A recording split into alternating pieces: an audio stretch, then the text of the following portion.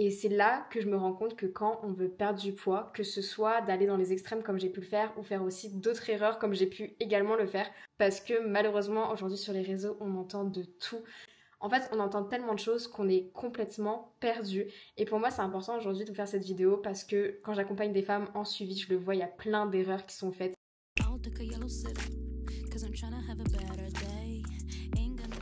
Hola, on se retrouve dans une nouvelle vidéo YouTube. Je suis trop contente de vous retrouver sous un format vlog. Ça fait hyper longtemps, ça me fait trop plaisir.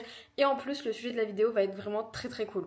Toutes celles qui me connaissent, qui me suivent depuis un petit moment sur Instagram, vous le savez, il y a quelques années, j'ai eu des troubles du comportement alimentaire et je suis allée dans les extrêmes. À la base, je voulais juste perdre quelques kilos, changer physiquement et puis il y a eu un enchaînement de situations. Et je me suis retrouvée à supprimer les féculents, les réduire, faire de plus en plus de sport, avoir des comportements pas très sains vis-à-vis de la nourriture. Et ma perte de poids s'est transformée plutôt en une perte de mon cycle menstruel, à une sorte de dépression, à une perte de confiance en moi et en fait à une alimentation qui était totalement malsaine et déséquilibrée. Et c'est là que je me rends compte que quand on veut perdre du poids, que ce soit d'aller dans les extrêmes comme j'ai pu le faire ou faire aussi d'autres erreurs comme j'ai pu également le faire, parce que malheureusement aujourd'hui sur les réseaux on entend de tout.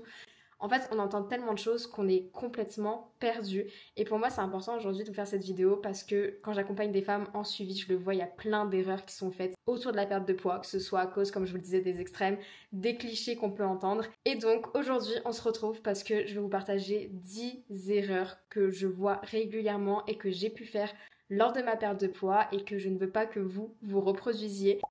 On est vendredi, on n'est pas vendredi, on est jeudi, je me crois déjà fin de semaine. On est jeudi 5 juin, la vidéo est censée sortir lundi 9. Est-ce que j'abuse au niveau de mon timing pour filmer et monter? Oui.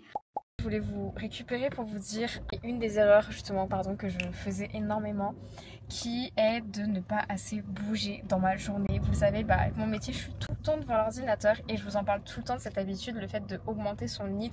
Et là, typiquement, on est en période de déménagement. Je vous en parle très prochainement. J'ai trop hâte. Et là, par exemple, je suis en train d'augmenter mon NEAT. J'étais à 1000 pas et là, je suis déjà quasiment à 5000 parce qu'on fait tous les magasins de meubles. Et ça, clairement, je trouve que c'est un trop bon moyen de trouver un peu des raisons pour aller marcher. Mais le fait de ne pas assez marcher dans sa journée, on se rend pas compte à quel point ça va jouer sur la perte de poids et justement à quel point le fait de marcher, ça aide énormément.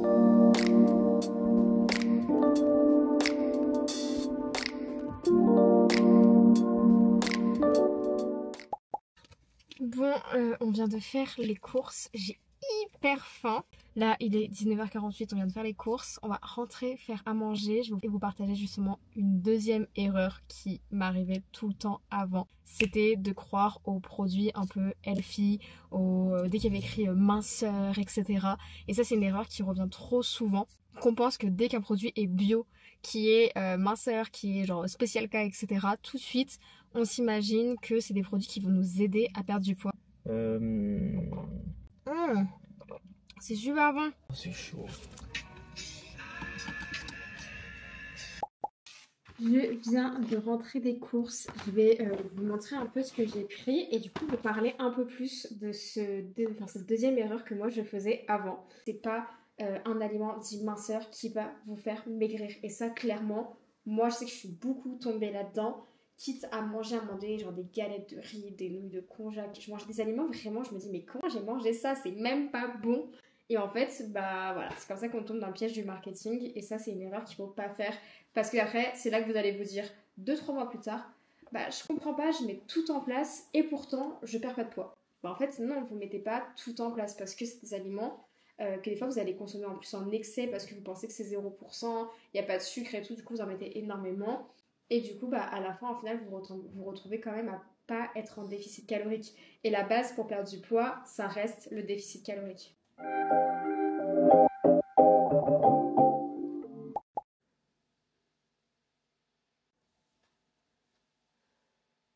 On est vendredi matin et j'ai coupé hier soir la caméra parce que j'étais KO. On a mangé notre petite salade comme vous avez vu, du maïs, thon et tout, c'était trop bon. Et je vais vous parler d'une troisième erreur que je faisais souvent.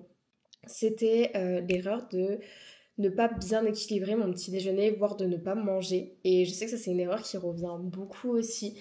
Là-dessus, je suis un peu controversée, c'est-à-dire que pour moi, si on n'a pas faim le matin, bien évidemment, c'est difficile parfois de se forcer à manger. Mais en même temps, quand on entend un peu les études et tout, quand on voit un peu les choses, on se rend compte que des fois, de ne pas manger le matin, ça fait qu'on va avoir des fringales tout le long de la journée. Et moi, je sais que de ne pas prendre de petit déjeuner le matin, ça fait que j'ai toujours de toute manière faim vers 10 heures. Donc en fait, je me retrouve quand même à grignoter.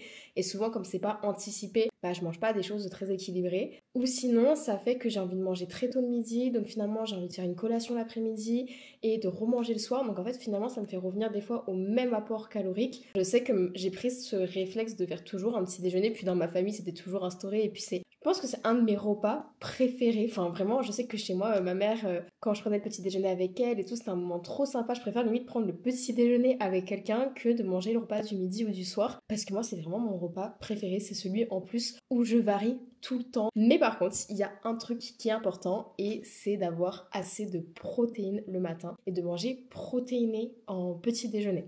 Et donc ça, je vais justement préparer mon petit déjeuner et te montrer du coup comment bien l'équilibrer et ne pas faire les erreurs justement que certains font. Et bien évidemment, on va préparer un petit matcha parce que vous connaissez, c'est ma passion. J'ai complètement arrêté la caféine parce que chez moi, la caféine, je réagissais super mal. Et ça peut faire partie d'une des erreurs aussi que je faisais. Je buvais énormément de café. Et surtout que je le prenais très très tôt le matin. Même sans avoir petit déjeuner, ça m'arrivait de prendre d'abord en premier mon café et ensuite prendre mon petit déjeuner. Le problème, c'est que tout de suite, je sentais que j'avais des petites palpitations. Et petit à petit, c'est comme si j'avais développé une intolérance parce que j'ai dû passer à la chicorée. Et même la chicorée, maintenant, je la supporte pas trop. Je supporte un café de temps en temps. Et il y a vraiment que le matcha où ça va. Par contre, pareil, le matcha, j'essaie d'abord de manger mon petit déjeuner et de le prendre quand même aussi après. J'évite vraiment tout ce qui va être un peu boisson excitante entre guillemets sans avoir mangé avant. Bah bonjour monsieur.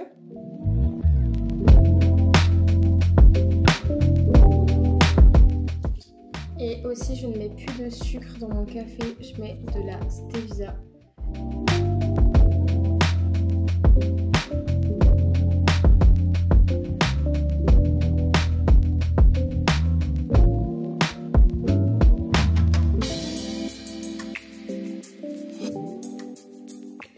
Voilà le petit déjeuner bien complet. Comme en plus là je bosse un peu et après à 11h je vais aller m'entraîner pour faire une session Aerox, je pense un petit WOD Aerox. Là il faut que je me remette dans la prépa parce que du coup je vous l'annonce en avant-première, mais je me suis inscrite à l'Aerox de Rome.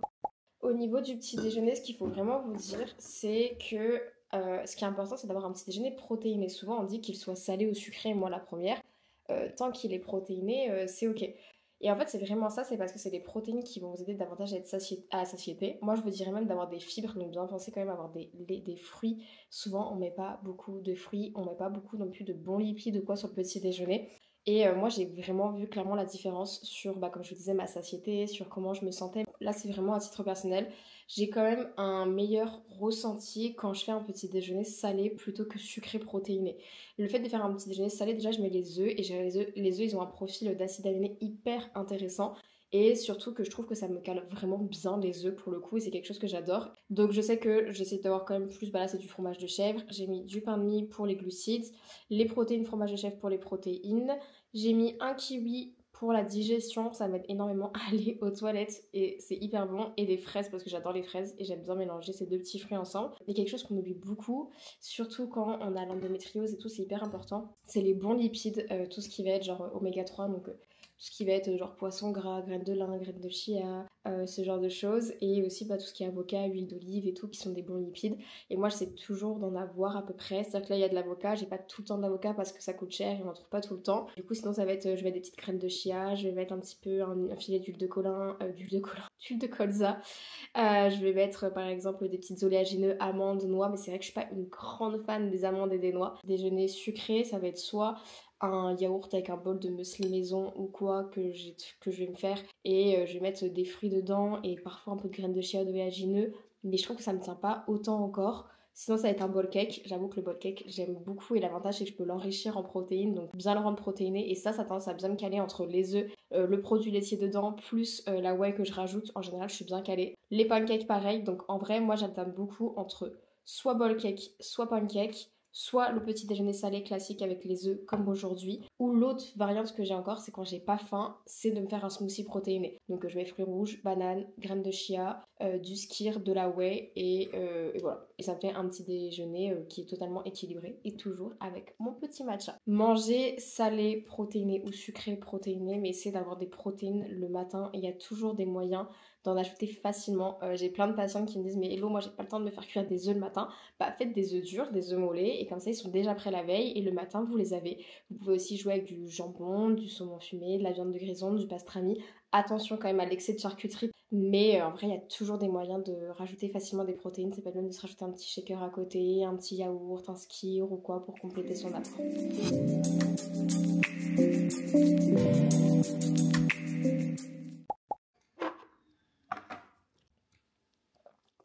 J'étais en train de répondre à mes patientes parce que du coup pour cette vidéo YouTube, je leur ai demandé hier de me dire c'était quoi leurs plus grosses erreurs dans la nutrition qu'elles ont fait. Et en fait, elles ont toutes dit la même erreur, genre vraiment toutes. Et je me suis rendu compte que ça pouvait être une quatrième erreur. Par contre, j'aime perdre comme d'habitude dans les numéros, vous m'en voudrez pas, ça se trouve je vais vous parler beaucoup plus d'erreurs ou quoi. Mais c'est fou parce qu'elles m'ont toutes dit la même chose. Et ça fait partie des erreurs que j'avais notées en plus. C'est à la fois l'erreur de croire qu'il faut manger moins pour perdre du poids, que la solution c'est d'être dans l'extrême au niveau du déficit calorique, de toujours se priver plus. Et moi je sais que quand j'ai eu mes troubles du comportement alimentaire c'était ça. En fait pour moi il fallait bouger plus et manger moins. Et en fait je mangeais vraiment moins. C'est-à-dire que c'est pas juste on réduit petit à petit les quantités, c'est vraiment j'allais dans l'extrême. Et idem au niveau du sport, je faisais énormément de sport. Et si je vous en lis deux, trois par exemple qui est ressorti, il y avait une personne qui me disait niveau difficulté. Alors pour ma part, les erreurs que j'ai pu faire, c'est de penser qu'il fallait manger riz poulet haricots verts tous les jours, ça on en reparlera. Il y en a une autre qui m'a dit que sa plus grosse erreur, c'était en gros qu'elle pouvait faire aucun écart, c'est-à-dire qu'aucun plaisir, que du coup, elle était complètement frustrée et elle abandonnait dans ses objectifs. J'ai une autre personne qui me disait qu'il fallait justement éviter de manger des glucides et faire du sport énormément. Sauf qu'elle m'a dit, j'ai pas perdu, au contraire, et je me suis épuisée. J'ai une autre personne qui m'a dit que sa plus grosse erreur, c'était de croire que les plaisirs étaient limités. C'est-à-dire que, allez, je me suis fait un plaisir dans la semaine, genre en mode cheat meal, je peux plus me faire plaisir. Et qu'elle se restreignait en fait toute la semaine et que le week-end, ça y est, elle se faisait plaisir. Et pareil, l'autre patiente qui me dit que sa plus grosse erreur c'était beaucoup de régimes, beaucoup de restrictions, d'aliments interdits, de frustration. Et ma dernière patiente qui a répondu, enfin non, j'en ai encore deux autres qui ont répondu aussi. Pareil, régime dans l'excès, restrictions, etc. Plusieurs erreurs qui ressortent, mais moi ce que j'entends beaucoup là-dessus c'est que dès que vous voulez perdre du poids, et j'ai été dans ce cas-là, c'est de rentrer dans un extrême en fait dans tous les sens. C'est-à-dire que c'est instaurer un déficit calorique qui est trop important, instaurer une sorte de restriction alimentaire, de se dire attention, non, je me suis fait plaisir, je me referai pas plaisir dans la semaine, sinon ça fait trop, etc. Et en fait je comprends que c'est difficile parce que souvent sur les réseaux on vous parle ah mais il faut que tu trouves ton équilibre. Ok, mais ça veut dire quoi son équilibre? Je vais vous partager ma vision des choses. Pour moi, c'est que si demain on a un objectif de perte de poids, bien évidemment il faut se mettre en déficit calorique. Bien évidemment tu peux pas manger non plus tous les jours des aliments ultra sucrés, ultra caloriques, etc. Parce que bien évidemment tu seras pas en déficit à la fin. Donc oui, il y a une logique par rapport à ça. Ça ne veut pas dire aller dans l'extrême, tout de suite descendre dans un déficit calorique qui est très important, à surtout bannir des aliments, enlever des glucides, enlever des aliments plaisir, etc. S'interdire aussi ce genre d'aliments, de s'empêcher de sortir et tout. En fait, l'équilibre, c'est je suis en déficit. Bien évidemment, je mange aussi des bons aliments pour ma santé, pas que pour un objectif physique, ça c'est hyper important. Mais c'est aussi d'instaurer ce truc de je ne me prive pas. C'est-à-dire que si demain on m'invite au restaurant, j'y vais. Ça veut pas dire qu'au restaurant, ça y est, je devrais prendre le plat le plus calorique, me manger jusqu'à avoir mal au ventre. C'est je vais au restaurant, je m'écoute, je ne me restreins pas avant, parce que sinon c'est le meilleur moyen d'arriver au restaurant d'être affamé. C'est je profite, je suis avec les personnes, je prends ce qui me donne aussi envie et prendre en compte que c'est pas juste 1-2 restaurants dans la semaine qui va tout changer. En général, on va pas non plus au-delà si on a une alimentation aussi équilibrée. Donc pour moi, l'erreur, c'est en fait de se dire qu'il faut faire un déficit calorique important et qu'il y a des aliments qui sont interdits et de se priver et en fait de pas finalement rentrer comme dans les régimes, dans la restriction parce que c'est le meilleur moyen de conduire à de la frustration et du coup des grignotages et c'est comme ça qu'on a des compulsions alimentaires et que j'ai des patients qui me disent hello, quand je faisais tel ou tel régime, je comprends pas, je perdais pas de poids. En fait c'est pas que sur le coup vous allez pas perdre de poids, c'est sûr que quand vous allez enlever glucides, des aliments sucrés ou quoi dans votre alimentation, vous allez perdre du poids parce que vous vous mettez en déficit calorique. Donc même si demain, sans enlever ces aliments, vous pouvez perdre du poids parce que c'est la notion de déficit. Mais ce qui va se passer, c'est qu'en fait, vous allez les enlever. En plus, vous allez vous dire au départ, ah ça marche, je perds du poids. Mais au départ, souvent, les 2 premières semaines, on perd essentiellement de la flotte, hein, c'est pas de la masse grasse qu'on perd en aussi peu de temps. Et en fait, vous allez perdre du poids, vous allez vous dire, tiens, ça marche, vous allez voir le poids que sur la balance changer, et du coup, vous allez prendre que ça en compte, vous allez vous dire, bon, bah c'est cool. Et au final, bah en fait, vous allez en avoir marre parce que vous allez vous sentir fatigué quand on enlève les glucides ou qu'on se fait zéro plaisir, bah on se sent frustré, on se sent fatigué. Et en fait, on rentre dans le cercle vicieux des régimes et c'est le meilleur moyen de se dire, bah j'en peux plus, j'ai qu'une envie, c'est de grignoter. Et en fait, vous allez grignoter, mais pas juste un peu, beaucoup, parce que vous aurez senti de la frustration. Et moi, j'ai été dans ce cas-là, hein, dans ce cas-là où je me privais de plein d'aliments et en fait, bah ça m'a frustrée. Et le jour où j'allais au restaurant, où j'étais invitée chez une amie, bah j'avais pas envie de manger juste un petit gâteau avec un yaourt. Non, j'avais envie de m'enfiler tout le paquet. Et au final, c'est contre-productif parce que quand vous commencez à refaire ça, bah en fait, vous avez envie de beaucoup en manger. Et en fait, les grignotages, ils reviennent tout le temps. Et donc, même si le reste de la semaine, vous mangez moins calorique, même s'il y a des moments où vous mangez moins, il y a tellement des fois les grignotages qui se transforment parfois en hyperphagie. Moi, je sais que c'était mon cas et qui sont énormes, qu'en fait, ça fait qu'on n'est pas en déficit calorique. Et à la fin, on dit, bah, je comprends pas, je fais tout pour perdre du poids, mais ça fonctionne pas. Et j'ai même repris plus de poids. Et là, je me suis mis en objectif de perte de poids. Première chose que j'ai fait, j'ai réduit légèrement mes calories, donc j'ai réduit légèrement mes apports. Moi, le truc facile pour moi personnellement qui marche bien, c'est que j'ai retiré la collation et que j'ai diminué légèrement un tout petit peu mes féculents sur mon repas du midi et du soir parce que mon petit déjeuner, je kiffe. Et la collation, c'est quelque chose où chez moi, personnellement, il y en a plein qui adorent ça. Moi, je travaille de la maison, j'ai pas non plus une grosse dépense énergétique dans la journée. Moi, ça va être souvent plus soit très tôt le matin, soit le soir que je vais beaucoup me dépenser. Et en fait, l'après-midi, j'ai rarement faim. Et pendant très longtemps, je prenais des collations, mais en fait, ça me correspondait pas, ça me ballonnait plus qu'autre chose. Donc moi, je préfère réduire un peu mes calories. Par contre, jouer sur le sport et le NEAT. Parce que au final, c'est facile parfois de bouger plus dans sa journée ou même le week-end, etc. Et là, je sais que par exemple, en objectif de perte de poids, de base, quand je suis pas en objectif de perte de poids, je suis à peu près à 5-6 000 pas par jour. Enfin, en moyenne semaine. Donc, il y a des jours où je marche 3 000 et des jours où je marche 10 000, voilà. Mais je suis à peu près à ça. Et là, en perte de poids, j'étais montée à 8 000. Et là, en ce moment, comme je veux augmenter encore plus la perte de poids, je suis montée à 10 000 pas moyenne semaine, avec notamment de la marche inclinée en fin de séance. Donc pour du coup, ça me challenge un petit peu plus. En plus de mes séances qui sont quand même très intenses, comme vous le savez, avec la prépa Aerox que je recommence, et même en général, je m'entraîne bien. Je suis à peu près sur 5 à 6 séances par semaine, souvent plus 5, mais si ça m'arrive d'en faire 6, tant mieux. Et souvent la sixième, ça va être genre du pilate, de la natation, genre quelque chose de plus chill. Mais voyez, en fait, pour mon déficit, moi, je l'instaure aussi via le sport et pas que l'alimentation. Parce que manger moins, bah, en fait, vous allez, comme je vous ai dit, être fatigué et finalement, c'est plus contre-productif qu'autre chose. Et l'autre chose, se priver d'aliments plaisir, d'aliments qu'on aime quand on est en perte de poids, ce n'est pas non plus une solution. Il faut mieux les intégrer de manière quotidienne dans une alimentation qui est équilibrée. Vous pouvez même aussi vous faire plaisir avec votre alimentation tous les jours en cuisinant par exemple des cookies maison et tout, et doser aussi le sucre, la matière grasse, etc. C'est important aussi que votre alimentation de tous les jours elle vous fasse kiffer, de ne pas manger genre riz poulet. Il faut que vous mangez aussi des aliments qui vous font kiffer, mais de s'enlever des plaisirs, c'est le meilleur moyen que le jour où vous allez en intégrer, vous allez vouloir en manger beaucoup. Donc c'est s'écouter et vous allez voir que peut-être qu'au début ce sera difficile, c'est-à-dire qu'au début quand vous allez mettre des aliments justement, par exemple vous allez acheter un paquet de gâteaux chez vous que vous prenez jamais d'habitude. Sur le coup ça va être dur parce que ce sera les premiers temps où vous le réintégrez un peu comme un aliment en fait que vous pouvez manger tout le temps. Donc les premiers temps ce sera dur, peut-être vous aurez envie d'en manger beaucoup. Mais demain cet aliment, plus vous allez l'intégrer chez vous, moins vous aurez envie d'en manger en excès parce que ce sera normal de l'avoir chez vous.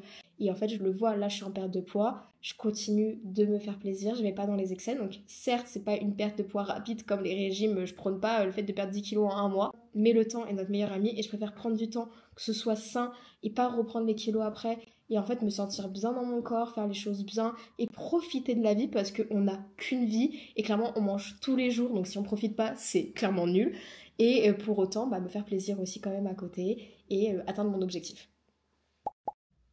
Est-ce que j'oublie de filmer la moitié du temps? Oui. Je me suis entraînée, j'ai fait une bonne petite séance. Je vous mettrai peut-être des extraits, mais je crois que j'ai pas trop filmé. Donc c'était une bonne séance. J'ai fait les jambes et j'ai fait mon HIIT à fond. parce que j'essaie vraiment d'augmenter mon HIIT et c'est vrai que des fois j'ai du mal à aller marcher en extérieur si j'ai pas de raison particulière comme je vous disais, et du coup je profite à la fin de ma séance sur le tapis, je mets marche inclinée et du coup je marche vraiment pour augmenter mon HIIT. C'est vraiment ce qui m'aide au niveau de ma perte de poids. Et une erreur que je voulais parler avec vous, c'est le fait de trop s'entraîner et de pas prendre des jours de repos. Je sais que ça paraît hyper bateau et j'ai eu la réflexion dans une vidéo où on m'avait dit mais tu donnes aussi des conseils qui sont vachement bateaux, mais en même temps il n'y a pas de choses miraculeuses pour perdre du poids, et inversement les erreurs, je pense que c'est toujours les mêmes erreurs. Et c'est vrai que quand je parle d'un excès de sport, c'est pas tant de vouloir s'entraîner beaucoup, il y a des personnes qui le supportent très bien, etc. Mais c'est plus le fait que, en fait, des fois, on va faire plein de sports, mais quand on sent qu'on est fatigué, on va pas s'écouter, on va toujours forcer davantage. Et en fait, c'est comme tout, les excès, c'est jamais bon. Et le truc, c'est que moi, je sais que je suis rentrée vraiment dans ça. Quand j'ai eu mes troubles du comportement alimentaire, certes, je mangeais moins, mais en fait, le plus gros problème, c'était pas tant de manger moins. Par contre, ce qui m'a fait vraiment tomber dans les TCA et qui a fait que je suis allée dans un poids de forme qui n'était plus du tout normal, c'est parce qu'en fait, je faisais des heures de sport. Et en fait, au début, je me suis dit, tiens, c'est la solution pour perdre du poids, ça va être parfait et tout. Mais en fait, le truc, c'est qu'à faire des heures de sport comme ça, bah en fait, au début, oui, je perdais de la masse grasse, mais en fait, j'allais tellement dans l'extrême et surtout, je me suis mis à faire beaucoup de cardio. Je faisais plus de 40 minutes de vélo à jeun le matin, des fois, j'en refaisais le soir. Et en fait, je faisais aussi ma séance de base en plus, je faisais beaucoup de hits. Et en fait, je faisais tellement de cardio, tellement de sport, qu'en fait, à un moment donné, j'ai pas perdu que de la masse grasse, mais aussi de la masse musculaire. Et surtout que bah à force de faire ça, je me suis retrouvée épuisée, et qui dit que j'étais épuisée dit que je m'entraînais. En fait, je m'entraînais mal, c'est-à-dire que même mes entraînements étaient plus productifs. C'est que les extrêmes, c'est jamais bon, et que quand on démarre un objectif, on veut se donner à 200%, et que des fois on fait trop d'un coup. C'est bien de faire du sport, et moi je vous encourage à faire plein de sports différents maintenant que je suis beaucoup plus hybride dans ma pratique. J'adore ça, aussi bien la musculation que les aerox, que le run, et je trouve que diversifier sa pratique c'est bien, même si je trouve que le renfo devrait être la base un petit peu. C'est-à-dire que je trouve que dans n'importe quel sport c'est important de faire du renfo parce que ça limite souvent le risque de blessure, et moi je le vois esthétiquement parlant, en tout cas dans moi ce que j'aime avoir un corps musclé, tonique, et je sais que le renfo il fera toujours partie de mon quotidien, que la musculation elle sera toujours présente. Parce que pareil, moi pendant longtemps, je pensais que faire beaucoup de sport, notamment beaucoup de cardio, ça allait me faire avoir le corps que je voulais. Que moi j'aimais muscler avec un beau fessier, parce que moi j'adore avoir des grosses fesses, il faut le dire, et avec des dos musclés, etc. Et plutôt une taille quand même fine, et bref, un corps qui est galbé et tout. Bah, en fait, c'est pas en étant dans un déficit extrême, c'est pas en faisant énormément de cardio, c'est que vous obtiendrez ce genre de corps, parce que c'est des corps qui sont musclés. Quoi qu'il arrive, tout le temps, je vais garder du renfort, et il y a des périodes où je vais l'optimiser bah, pour pas perdre le cul non plus et perdre toute ma masse musculaire, parce que voilà, je l'ai vu, hein.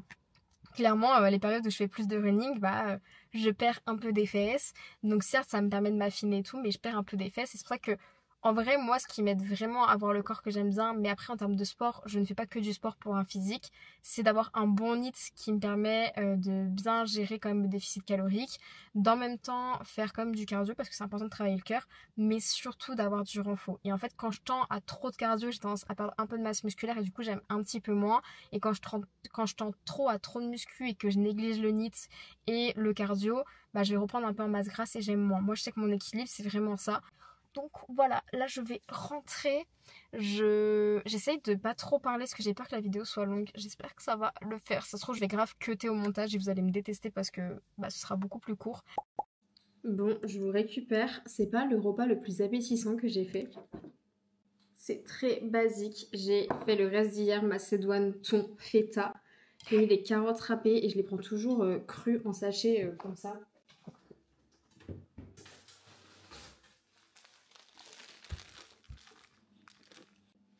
Je les prends comme ça pour éviter qu'il y ait trop de sauce. Et il me restait un œuf dur, il y avait du thon, de l'avocat. Et je complète avec une petite tranche de pain pour les glucides. Donc en vrai, je vais vous montrer la réalité. Clairement là, je suis pas maquillée. Je viens de sortir de ma douche. Je suis avec un vieux t-shirt pour dormir. J'ai fait le repas basique. Je bosse, mais en même temps, je regardais, il y a Ginny et Georgia, la dernière saison, enfin la saison 3 là, qui vient de sortir. Du coup, je sais que je vais me regarder ça en même temps de monter la vidéo. Mais voilà, je veux vraiment vous montrer la réalité et pas vous montrer que les assiettes parfaites. Je me suis mis là comme ça, je peux manger en même temps de vous parler. J'ai l'impression de parler à mes copines, d'être avec mes copines là directement. En fait, c'est ça que j'aime avec YouTube, c'est que je me prends moins la tête qu'avec Instagram et genre je peux vous parler tout le temps, même si c'est pas parfait, genre je m'en fiche un peu, genre je suis moins dans la perfection avec YouTube et j'aime trop parce que là vous êtes avec moi et j'ai l'impression de vous emmener dans mon quotidien, c'est trop agréable. Donc je vous disais, l'erreur qui revient tout le temps, c'est le fait de pas assez anticiper ses repas. Je parle pas que du batch cooking, mais même d'avoir toujours des repas un peu rapides. Vous voyez, là, c'était pas vraiment du batch cooking, certes, il me restait des restes, mais c'est un repas qui m'aurait pris 30 secondes à faire avec des boîtes de conserve et tout. C'est vrai que moi, j'étais du genre à, comme je bosse de la maison, bah pas forcément tout le temps anticiper, parce que je me disais, bon, j'ai le temps. Mais en fait, dès que j'ai des journées hyper chargées et tout, et ben en fait, je me retrouve des fois avec rien de prêt, ou juste parfois, j'ai pas aussi envie de cuisiner. Et en fait, l'anticipation, c'est la première base dans un objectif de perte de poids parce que si vous êtes fatigué, vous êtes en plein, par exemple, syndrome prémenstruel, on n'est pas bien et tout, et ben en fait, si vos repas sont pas prêts en avance, si vous n'avez pas des trucs faciles à cuisiner, etc., et ben c'est le meilleur moyen de finalement, en fait, ne pas cuisiner, soit commander, soit louper le repas. Et j'avais fait un petit e-book sur le batch cooking il y a longtemps, il est sur mon site internet, je vous invite à aller le voir. Et je parle justement de l'organisation, des petites astuces, etc. Et du coup, ce que je voulais aussi ajouter par rapport à ça, c'est vous montrer que le batch cooking, c'est bien de chercher à organiser ses repas et tout, donc tout ça. Mais moi, je sais que je suis pas une grosse adepte du batch cooking, donc des fois, ça va être juste de préparer au moins des plus grosses quantités en avance. Un batch cooking, c'est pas forcément un énorme batch cooking qui prend 2 heures. Parfois, c'est juste avoir des choses pratiques comme des wraps, des pains bagels, des choses qu'on peut faire toaster ou quoi pour se faire par exemple des petits toasts genre avocat saumon. Comme là, vous voyez, j'avais pas envie de me faire cuisiner des pâtes ou du riz, bah, je me fais une petite tranche de pain avec mon repas pour les glucides.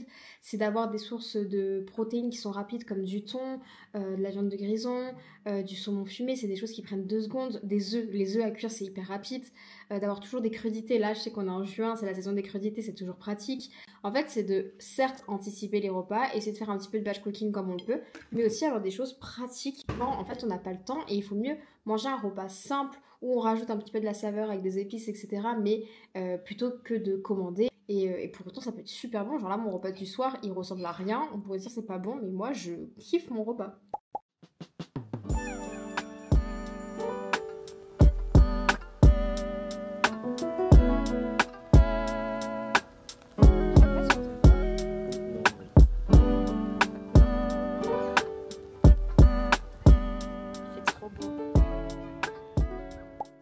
On est dimanche matin, vous avez vu, hier c'était une journée un peu chill, j'ai profité, je me suis détendue, c'est la journée où je bosse pas, donc je suis allée à la plage avec monsieur. Et le soir, on a mangé à 23h30 parce que, en fait, pour vous expliquer, comme on va bientôt déménager, je vous en parle très très prochainement. En fait, cet appartement, il paraît super beau, il est bien, je vais pas me plaindre, je vis dans un appartement, j'ai de la chance et tout, il est quand même beau. Mais en fait, il y a de la moisissure partout. Et là, toute la salle de bain, hier soir, on a tout nettoyé partout. Mais comment vous dire qu'on était épuisés ce matin, j'ai eu trop du mal à me lever, sauf que bah il faut que je monte cette vidéo. J'ai tous les plans alimentaires des filles à terminer aussi pour que demain elles commencent bien. Donc le dimanche, des fois je me mets en repos, des fois non, ça dépend vraiment, mais là c'est pas du tout repos.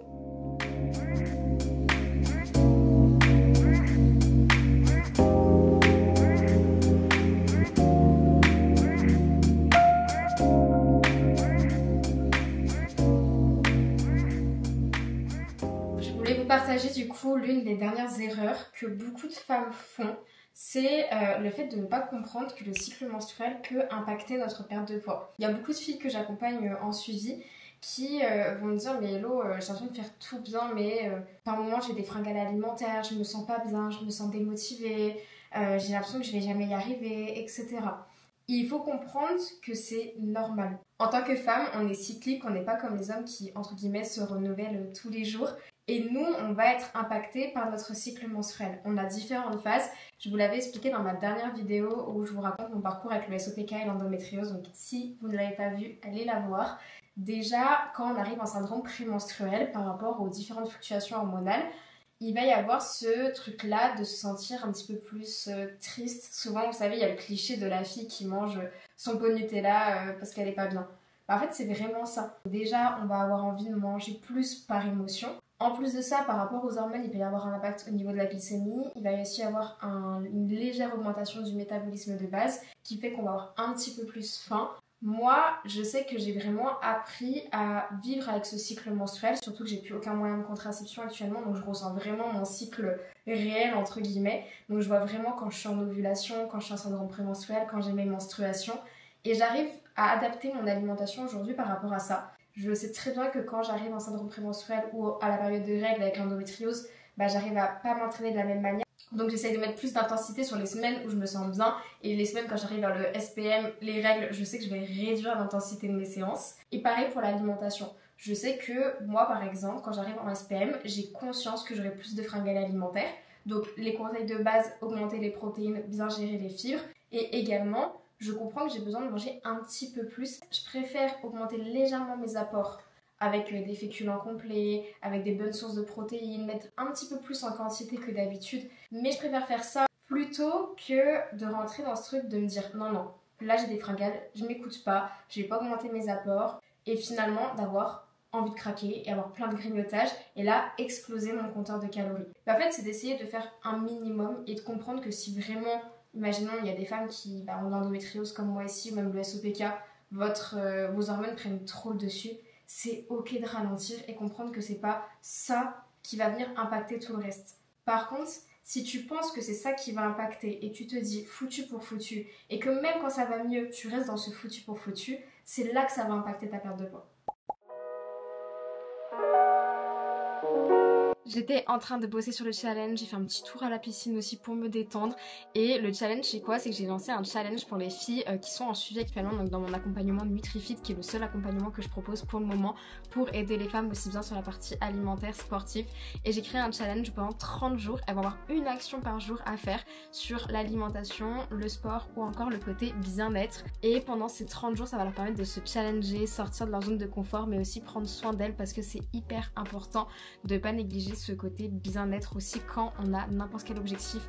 Et dans mon accompagnement NutriFit, qui est mon seul accompagnement, il y a aussi bien la partie sport, alimentation qui est pris en compte. D'ailleurs, la petite nouveauté, c'est que maintenant les filles ont accès à une partie pilates et yoga, donc je suis trop contente. D'ailleurs, si tu as des questions sur mon accompagnement, si tu aimerais justement rejoindre toutes ces filles et toi aussi évoluer physiquement, n'hésite pas à m'envoyer un petit MP, un message, un mail, bref, tu me contactes et moi ça avec grand plaisir de t'aider sur tout ça.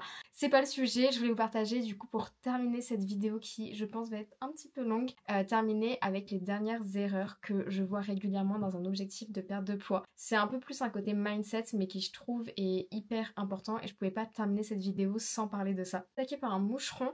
Le poids sur la balance, c'est quelque chose que je parle régulièrement, j'en ai parlé dans plein d'autres vidéos, mais j'étais obligée d'en reparler dans cette vidéo qui sont sur les erreurs à ne pas faire en perte de poids. L'erreur, c'est de se focaliser que sur le chiffre que la balance indique. Pourquoi? Parce que ce chiffre, il prend pas en compte la globalité de tous tes changements. Quand tu fais un objectif de perte de masse grasse, tu vas vouloir perdre de la masse grasse. Mais ton poids sur la balance, lui, n'affiche pas que le gras. Il va afficher ta masse musculaire, il va afficher la rétention d'eau, tous tes organes, etc. Il prend en compte en fait plein d'autres choses que seulement le poids sur la balance. Il faut pas se fier qu'à ça. Et souvent on va se déprimer si on voit 1, 2, 3 kilos d'écart, alors que ça ne prend en compte qu'un petit facteur entre guillemets de ton évolution. Ton évolution, tu peux l'avoir comment? Tu peux l'avoir avec tes mensurations, tu peux l'avoir avec tes photos, si on parle de l'évolution purement physique, tu peux l'avoir avec tes vêtements. Moi, je sais que je l'ai beaucoup remarqué avec les photos. Je vous remets un petit avant-après déjà des 4 mois de perte de poids. Je suis hyper contente. Donc les photos datent d'il y a un petit peu plus longtemps, mais clairement quand j'ai commencé ma perte de poids en décembre, j'avais ce corps-là. Je ne m'amuse pas à mentir sur les réseaux. Vous savez, je suis quelqu'un de transparente et surtout sur la perte de poids, je prône pas du tout les régimes, etc. Donc quand je montre mon évolution, c'est la vraie évolution. Donc vraiment te dire que ton poids sur la balance, c'est qu'une infime partie de ton évolution. Il y a aussi l'évolution sur comment tu te sens. Quand moi j'accompagne des femmes dans leur objectif de perte de poids et quand moi-même je souhaite perdre du poids, j'essaye aussi d'optimiser plein d'autres facteurs de ma vie. J'essaye d'optimiser mon sport, mon hygiène de vie. Et moi j'aime qu'une patiente elle me dise ah hello, j'ai changé physiquement, ok, mais je me sens trop bien mentalement. Je sens que j'ai beaucoup plus d'énergie dans mes trainings. En fait c'est tous ces autres aspects de l'évolution qui je trouve sont ultra importants. Et ça va avec la dernière chose que je voulais aussi aborder, c'est le fait de ne pas se focaliser que sur la perte de poids, que la perte de poids n'est pas une mission de vie. Parce que comme je vous le disais tout à l'heure, moi j'accompagne des femmes justement dans des objectifs de perte de poids et pour certaines, comme elles se fient qu'au poids sur la balance, dès qu'elles voient par exemple que le poids sur la balance n'a pas bougé, même qu'il a augmenté, ce qui arrive pour plein de facteurs, le cycle menstruel, la rétention d'eau, etc., et bah tout de suite, elles vont avoir un sentiment et une manière de réagir qui parfois va faire qu'elles vont complètement se déprimer toute leur journée, conditionner toute leur vie autour de ça. Ça va jouer sur leur humeur, sur la manière de s'habiller, sur la manière d'être, sur la manière d'interagir avec les autres.